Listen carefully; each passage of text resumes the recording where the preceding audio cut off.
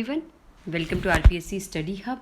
RS means question answer की series में आज हम बात करेंगे सीरीज़ 87 के बारे में, जिसमें हम डिस्कस करेंगे नीति शास्त्र के 100 वर्ड्स के प्रश्नों के बारे में।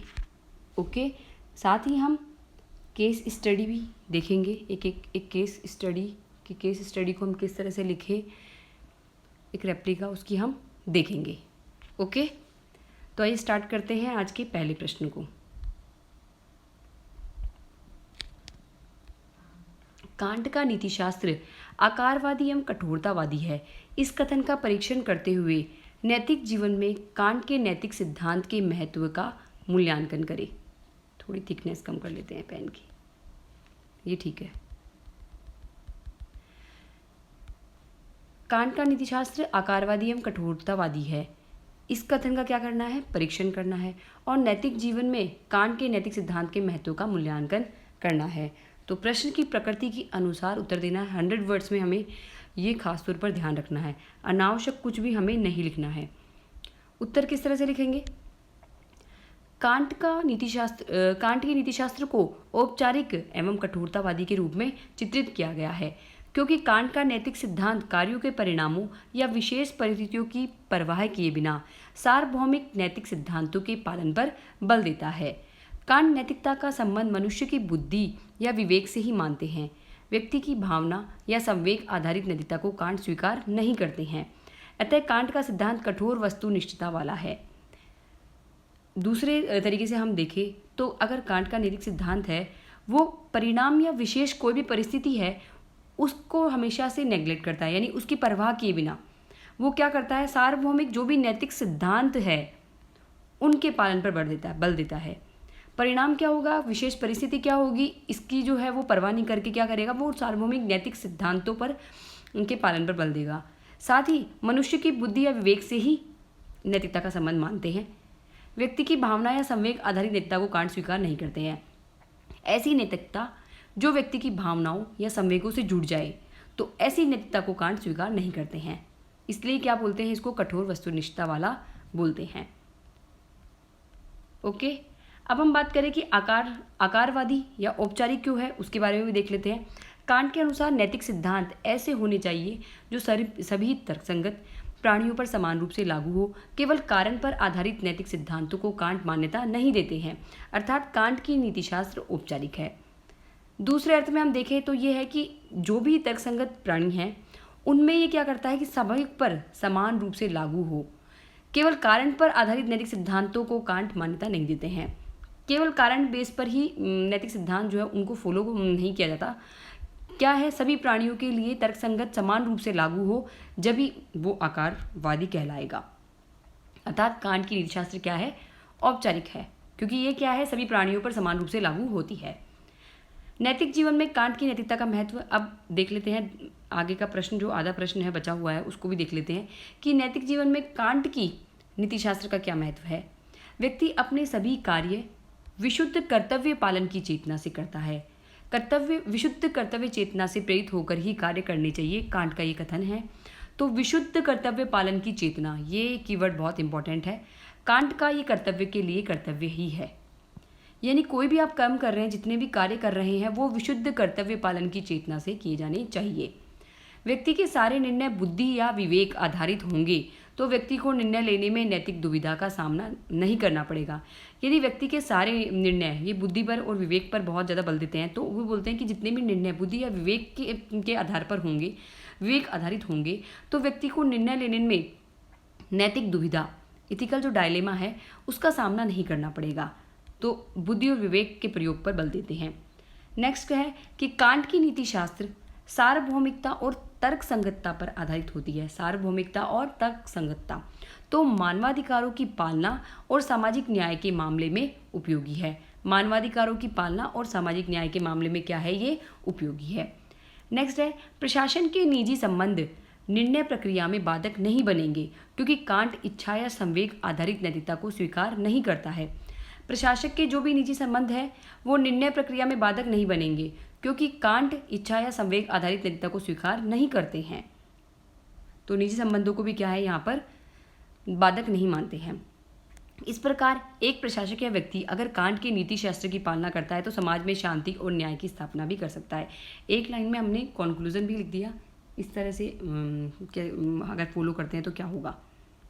ओके, अब चलते हैं हम नेक्स्ट प्रश्न पर। लोक सेवकों द्वारा सामना की जाने वाली नैतिक दुविधाओं की व्याख्या कीजिए। इन दुविधाओं का समाधान कैसे किया जा सकता है। नैतिक दुविधा, ethical dilemma, moral ethical dilemma, नैतिक दुविधा, यहाँ पर इंग्लिश में देखेंगे तो moral ethical dilemma. Faced by public servants, यानी मॉरल इथिकल डायलेमा, लोक सेवकों द्वारा सामना की जाने वाली नैतिक दुविधाओं की व्याख्या करनी है। इन दुविधाओं का समाधान भी हमें बताना है, पूरा विवेचना करनी है, यानी डिटेल से लिखना है। नैतिक दुविधा ऐसी स्थिति जिसमें किसी व्यक्ति के पास दो या दो से अधिक विकल्प हो या उनमें से कम एक विकल्प नैतिकता से संबंधित हो, एक विकल्प का चयन करना अनिवार्य हो और सारे विकल्प ऐसे हो कि किसी को भी चुनकर पूर्ण संतुष्टि ना मिले। नैतिक दुविधा क्या होती है? ऐसी परिस्थिति जिसमें किसी व्यक्ति के पास दो या दो से अधिक विकल्प होते हैं और साथ ही चयन की स्वतंत्रता होती है कि उनमें से वो कौन सा एक विकल्प चयन करे। तो एक विकल्प का चयन करना अनिवार्य हो। नैतिक दुविधा होती है कि सारे विकल्प तो दिए हुए हैं लेकिन उसमें से सिर्फ आपको एक विकल्प का चयन करना है और सारे विकल्प ऐसे हो कि किसी को भी चुनकर पूर्ण संतुष्टि ना मिले। तो ऐसी सिचुएशन को हम क्या बोलेंगे? नैतिक दुविधा। लोक सेवकों की प्रमुख नैतिक दुविधाएं जैसे क्या क्या है देखते हैं। अपने अधिकारी के आदेश का पालन करे या जनता के फायदे का महत्व दे। अब अधिकारी जो है कई बार आदेश दे देते हैं अपने अधीनस्थों को या लोक सेवकों को, तो लोक सेवक का कर्तव्य बनता है कि वो आदेश की पालना करे। लेकिन सिचुएशन ये हो जाती है कई बार कि आदेश का पालन करे या जनता के हित को महत्व दे। हो सकता है उसमें जनता का हित कई बार नहीं हो या कम लोगों का हित हो, तो वो सिचुएशन जो है वो इथिकल डायलेमा वहाँ पर उत्पन्न हो जाता है। कोई ऐसा नियम जो कर्मचारी के धार्मिक मूल्यों से मेल नहीं खाता हो। अब कोई भी नियम हो गया जो कर्मचारी के धार्मिक मूल्य, जैसे कि कोई सिख जो है कृपाण धारण करते, कोई पंडित जो है वो चोटी रखते हैं, तो कई बार ऐसे नियम बना दिए जाते हैं, उनसे क्या होता है धार्मिक मूल्य आहत होते हैं। ऐसे सिचुएशन में भी एथिकल डायलेमा उत्पन्न होती है। मित्र की सहायता बनाम बेहतर समाज निर्माण। अब मित्र की सहायता की जाए या बेहतर समाज निर्माण किया जाए, ऐसी सिचुएशन भी सामने आती है। व्यक्तिगत जीवन और पेशेवर जीवन के बीच दुविधा। कई बार व्यक्तिगत जीवन, पारिवारिक रिश्ते हो गए या कोई भी व्यक्तिगत परेशानी होती है, उसके साथ पेशेवर जीवन का जुड़ाव हो जाता है, तो दोनों में से जब चुनाव करना होता है तो वहाँ पर इथिकल दुविधा उत्पन्न हो जाती है। कर्तव्य और परिणामों के बीच दुविधा उत्पन्न हो जाती है। व्यक्तिगत मूल्यों एवं प्रशासनिक मूल्यों के बीच दुविधा, ये तो जायज़ है, ऐसी समस्याएं तो उत्पन्न होती ही है। अब इनका समाधान जो है वो हम देखने वाले हैं कि समाधान हेतु हम क्या सुझाव दे सकते हैं। इन नैतिक दुविधाओं के निराकरण हेतु लोक सेवक निम्न उपाय अपना सकते हैं, जैसे कानून, नियम, विनियम के अनुसार निर्णय। कानून, नियम, विनियम के अनुसार निर्णय। मूल्य संघर्ष की स्थिति में व्यापक मूल्यों को प्राथमिकता, जैसे व्यक्तिगत एवं सार्वजनिक हित में। निर्णयों के क्या परिणाम होंगे और परिणामों के लिए जो कीमत चुकाई जाएगी वह समुचित है या नहीं है। पूर्व अधिकारी के निर्णय के तर्क या सामूहिक बुद्धिमत्ता के सिद्धांत की सहायता लेना। थोड़ा स्क्रीन को ओपन ऊपर कर लेते हैं ताकि प्रश्न जो है वो हमें प्रॉपर दिख पाए।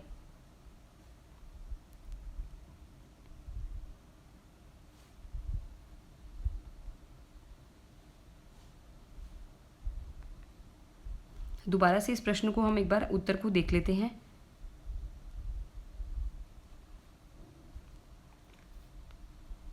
इन नैतिक दुविधाओं के निराकरण हेतु लोक सेवक निम्न उपाय अपना सकते हैं, जैसे कानून, नियम, विनियम के अनुसार निर्णय। मूल्य संघर्ष की स्थिति में व्यापक मूल्यों को प्राथमिकता, जैसे व्यक्तिगत व सार्वजनिक हित में दिया जाए। निर्णयों में क्या परिणाम होंगे और परिणामों के लिए जो कीमत चुकाई जाएगी वह समुचित है या नहीं, इसका भी ध्यान रखा जाए। पूर्व अधिकारी के निर्णय के तर्क या सामूहिक बुद्धिमत्ता के सिद्धांत की सहायता लेना। अगर पूर्व अधिकारी ने कोई निर्णय लिया है तो उसका तर्क प्लस में सामूहिक बुद्धिमत्ता के सिद्धांत है, उसका भी हमें ध्यान रखना है। गीता, गांधी जी कांट, उपयोगितावाद, पूर्णतावाद आदि दृष्टियों की सहायता लेना, क्योंकि भगवत गीता और गांधी जी के कांट के सिद्धांत जो है वो पूर्ण रूप में प्रशासन के लिए क्या होते हैं, ये लागू होते हैं, ये बिल्कुल सटीक बैठते हैं। तो अगर इनको भी अगर फॉलो कर लिया जाए तो काफ़ी हद तक हमें ये लोक सेवकों को क्या मिल जाती है, हेल्प मिल जाती है। ओके, तो इस तरह से ये प्रश्न का उत्तर आप लिख सकते हैं। एक बार दोबारा से आप देख सकते हैं। लोक सेवकों की दुविधाएं लिख दी, फिर दुविधाओं के बाद अपन ने समाधान भी बता दिए। आप और भी अगर आपको समाधान या समस्याएं जो है वो अगर आपने आती है तो आप और एड ऑन कर सकते हैं।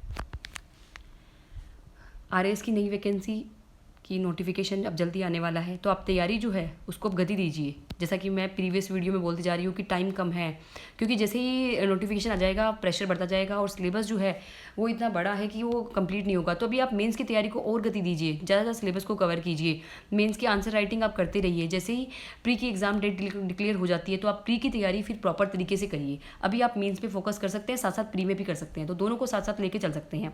मेंस को भी आप 1 से 2 घंटे 3 घंटे जितना भी आपको टाइम मैनेजमेंट है उसके अकॉर्डिंग आप टाइम दें। ओके, नेक्स्ट प्रश्न हमारा, सद्गुण नीतिशास्त्र से आप क्या समझते हैं? सद्गुण नीतिशास्त्र के विकास में ग्रीक दर्शन की भूमिका का मूल्यांकन कीजिए। अब यहाँ पर ग्रीक दर्शन की भूमिका का मूल्यांकन करना आपको, तो ग्रीक दर्शन में जिसने सद्गुण नीतिशास्त्र के बारे में बात करी है उन सभी का हम यहाँ पर उल्लेख करेंगे। सबसे पहले हम बात करेंगे सद्गुण नीतिशास्त्र क्या है। अभ्यास पूर्वक कर्तव्यों के पालन से मनुष्य में एक प्रकार का नैतिक गुण विकसित होता है। अभ्यास पूर्वक अगर कोई व्यक्ति कर्तव्य का पालन करता है तो मनुष्य में एक नैतिक गुण का विकास हो जाता है, जिसे ही हम क्या बोलते हैं, सद्गुण। यह चरित्र के उत्कृष्टता तथा आत्मा के नैतिक विकास को दर्शाता है। ये क्या करता है, चरित्र की उत्कृष्टता होती है या आत्मा के नैतिक विकास को दर्शाता है। इससे चरित्र का क्या होता है, विकास होता है, और आत्मा में नैतिक विकास, आत्मा में भी उत्थान होता है, आत्मा भी प्योर होती है। सद्गुण अर्जित प्रवृत्ति के होते हैं, जिससे व्यक्ति अपनी नैसर्गिक प्रवृत्तियों के विपरीत भी सद्गुणों का विकास कर सकता है। सद्गुण की प्रकृति कैसी होती है, अर्जित, यानी जन्मजात नहीं होते हैं, जन्म लेने के बाद धीरे धीरे उन गुणों का अर्जन किया जाता है, जिससे व्यक्ति अपनी नैसर्गिक प्रवृत्तियाँ होती है उनके विपरीत भी, यानी उनकी प्राकृतिक जो भी प्रवृत्तियाँ होती है उसके विपरीत भी सद्गुणों का विकास कर सकता है। ये डिपेंड करता है उस व्यक्ति पर। सद्गुण सदैव व्यक्ति के आचरण में अभिव्यक्त होते हैं। सद्गुण किस तरह से शो होंगे, किसी व्यक्ति के सद्गुण व्यक्ति के आचरण में, व्यक्ति कैसा व्यवहार कर रहा है उसमें उसके सद्गुण दिखाई देते हैं, अभिव्यक्त होते हैं, तथा उचित कर्म करने की प्रेरणा देते हैं। साथ ही उचित और नैतिक कर्म करने की प्रेरणा देते हैं। प्रारंभ में सोफिस्टों ने, सबसे पहले अगर उल्लेख हो, सोफिस्टों ने मनुष्य को नैतिकता का आधार बताया, जिसके अनुसार मनुष्य स्वयं के नैतिक नियम स्वयं निर्धारित करता था। तत्पश्चात निम्न ग्रीक दार्शनिकों ने सद्गुणों को निम्नानुसार परिभाषित किया। सुकरात के अनुसार सद्गुण, सबसे पहले तो सोफिस्टो, फिर उसके बाद सुकरात बोलते हैं ज्ञान ही सद्गुण है, ज्ञान ही सद्गुण है। ये इनका फेमस जो है कथन है, ज्ञान ही सद्गुण है। सुकरात के अनुसार ज्ञान अर्थात विवेक ही सद्गुण है। ज्ञान को क्या बोल रहे हैं, ये विवेक, जिससे मनुष्य में उचित अनुचित के मध्य भेद करने की क्षमता विकसित होती है तथा व्यक्ति के चरित्र का निर्माण भी होता है। फिर नेक्स्ट हम बात करें, अरस्तु ने सुकरात की आलोचना करते हुए कहा कि केवल ज्ञान ही काफ़ी नहीं है, निरंतर अभ्यास की आवश्यकता भी जरूरी है। यानी ज्ञान की ही काफ़ी नहीं है, ज्ञान के अलावा अभ्यास भी जरूरी है। अरस्तु के अनुसार सद्गुण क्या है? अरस्तु ने सद्गुण को चरित्र की उत्कृष्टता के रूप में परिभाषित किया, जो मनुष्य को नैतिक रूप से कार्य करने के लिए प्रेरित करता है। चरित्र की उत्कृष्टता के रूप में परिभाषित किया। अरस्तु ने सद्गुणों को 2 भागों में विभाजित किया। 2 भागों में कैसे किया? एक तो हो गया नैतिक सद्गुण, फिर है दूसरा बौद्धिक सद्गुण। नैतिक सद्गुण में उन्होंने बोला दया, करुणा, समानता, प्रेम, अहिंसा, ये सब उन्होंने क्या बोले, नैतिक सद्गुण। जबकि बौद्धिक सद्गुण में उन्होंने क्या बोला, विवेक, तार्किक चिंतन, संवाद, कौशल, बुद्धिमत्ता, इन सबको उन्होंने बोला बौद्धिक सद्गुण। अरस्तु के अनुसार सद्गुण 2 अतियों की मध्यस्थता को ग्रहण करने का अभ्यास होता है।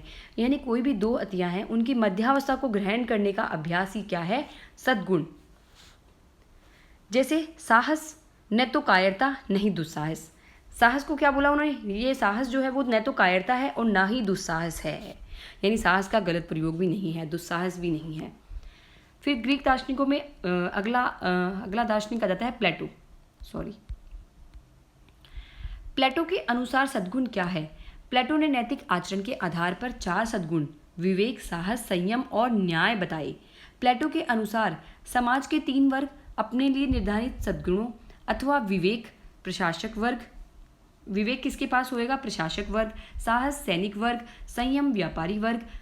जब अभ्यास करेंगे तो न्याय नामक चौथे सद्गुण की स्थापना होती है। यानी 3 प्रकार के सद्गुण हो गए। प्रशासक वर्ग, उनके पास विवेक नामक सद्गुण, सैनिक वर्ग के पास साहस और व्यापारी वर्ग के पास संयम। इन तीनों के पास जो है वो अपने अपने क्या होंगे? सद्गुण होंगे। अगर तीनों अपने स्वधर्म का पालन करेंगे, अभ्यास करेंगे अपने अपने सद्गुणों का, तो न्याय नामक नए सद्गुण की उत्पत्ति हो जाती है।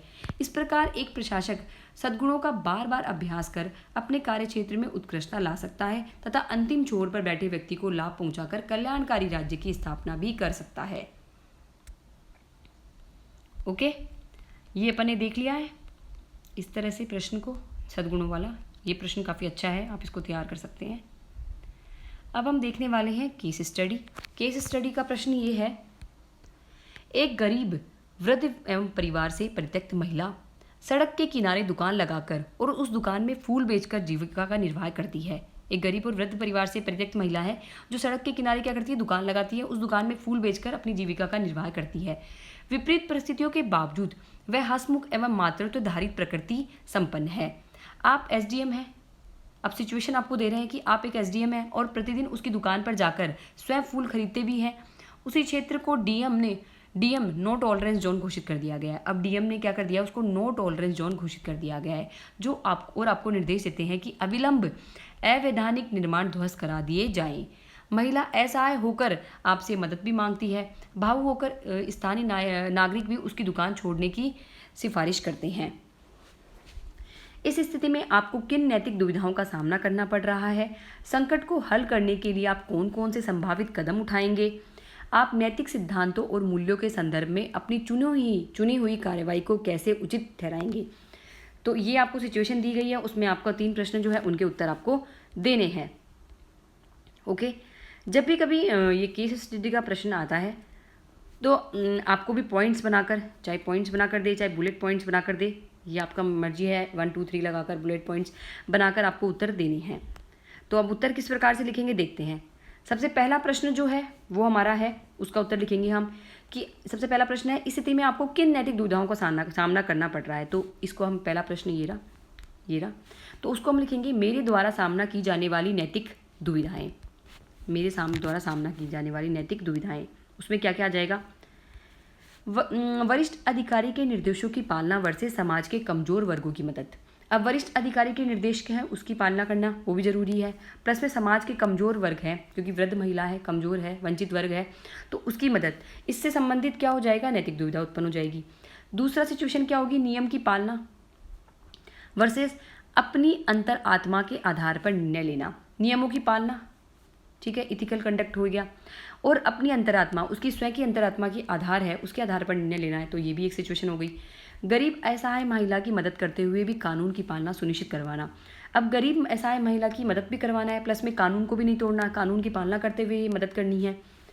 तो ये तीनों सिचुएशन जो है वो नैतिक दुविधाओं का सामना करना पड़ सकता है। तो प्रश्न का उत्तर हमने इस तरह से दिया। फिर दूसरा हम देखें, संकट को हल करने के लिए आप कौन कौन से संभावित कदम उठा सकते हैं। उक्त केस स्टडी में वर्णित संकट को हल करने के लिए मैं निम्नानुसार कदम उठाऊंगा। कौन कौन से उठाएंगे? सर्वप्रथम मैं उस गरीब महिला, फूल बेचने वाली महिलाओं को समझाऊंगा कि चूंकि उस क्षेत्र को डीएम द्वारा नो टॉलरेंस जोन घोषित किया गया है, अतः उस क्षेत्र के सभी अवैध निर्माणों को ध्वस्त किया जाना अनिवार्य है। चूंकि स्थानीय नागरिकों के साथ साथ मेरा स्वयं का उस गरीब महिला से लगाव है, अतः मैं स्थानीय नागरिकों की मदद से उस गरीब महिला के लिए दुकान लगाने के लिए किसी उचित स्थान की, यानी अन्यत्र कोई स्थान या आसपास कोई जगह हो या अन्यत्र कोई अच्छी जगह हो जहाँ पर वो महिला सूटेबल भी हो और भी लोग सूटेबल हो, तो स्थानीय लोगों की मदद से मैं ऐसा काम करूँगा। तो उसके लिए उचित स्थान खोजने का प्रयास करूँगा। सभी नागरिकों के सहयोग में मैं उस गरीब महिला की कुछ आर्थिक सहायता भी की जा सकती है। अगर सभी नागरिक थोड़ी थोड़ी मदद करें आर्थिक सहायता, तो वो भी, उसके लिए भी वो हेल्प मांग सकते हैं। इस प्रकार में डीएम के निर्देशों की नियम की पालना करते हुए गरीब महिला की मदद करना सुनिश्चित करूंगा। चूंकि कानून नियम विनियम का प्रशासनिक निर्णय लेने में सर्वप्रमुख स्थान है, अतः महिला के प्रति लगाव की व्यक्तिगत भावनाओं के बावजूद मैं महिला की दुकान को हटवाऊंगा। लेकिन चूंकि प्रशासन में कमजोर वर्गों के प्रति सहायता व करुणा की आवश्यक है, अतः मैं नागरिकों के सहयोग से महिला की अन्यत्र दुकान की व्यवस्था भी करवाऊंगा। ठीक है, मतलब दोनों संतुलित हमें एक तरह से उत्तर देना है। हमें कानून को भी नहीं तोड़ना है, तो वंचित वर्ग का भी हमें ध्यान रखना है। इस प्रकार मैं प्रशासन के विविध मूल्यों में उचित सामंजस्य बनाने का प्रयास करूंगा। जब भी कोई केस स्टडी आती है तो प्रश्न जब पूछा जाता है तो उसमें सिचुएशन हमेशा आपको दी जाएगी कि दोनों ही सिचुएशन आपके लिए इंपॉर्टेंट है। तो आपको संतुलित उत्तर, अपना दिमाग लगाकर संतुलित उत्तर लिखना है कि आपको कानून नियम भी नहीं टूटे और प्लस में जो भी वंचित वर्ग है या कोई भी सिचुएशन में दूसरे पार्ट को अगर हानि हो रही है तो उसको भी लाभ पहुंचाते हुए आपको उत्तर लिखना है। डिपेंड करेगा परिस्थिति कि आपको क्या प्रश्न में परिस्थिति क्या दी गई है। ओके, तो केस स्टडी का प्रश्न भी आज अपन ने डिस्कस करा है। तो आप सीरीज़ को लगातार देखते रहिए। आने वाली सीरीज़ में और भी हम अच्छे अच्छे प्रश्नों को लाएंगे, तो अपनी तैयारी को और गति मिलेगी, अपन और अच्छे से तैयारी कर पाएंगे। So thank you for watching this video.